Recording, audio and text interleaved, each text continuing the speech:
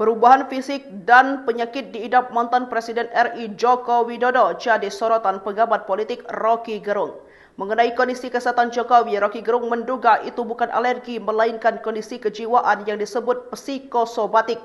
Hal ini disampaikan Rocky Gerung saat menjadi tamu dalam acara Walk the Talk yang diunggah di kanal YouTube Deddy Sitorus Official Kamis 19 Juni 2025.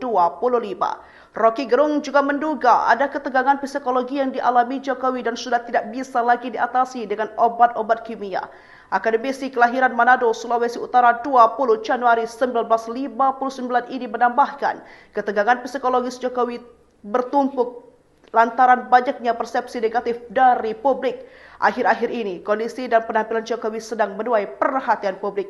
Dalam sejumlah foto beredar, wajah Jokowi terkesan lebih gelap dan terlihat ada sejumlah bercak berwarna putih. Ayah Wakil Presiden Gibran Raka Buming Raka itu sudah menjelaskan sakitnya. Jokowi mengaku mengalami alergi sepulang dari melayat Paus Fransiskus di Vatikan pada akhir April 2025 lalu. Ia juga mengatakan alergi itu tidak mempengaruhi kondisi kesehatannya.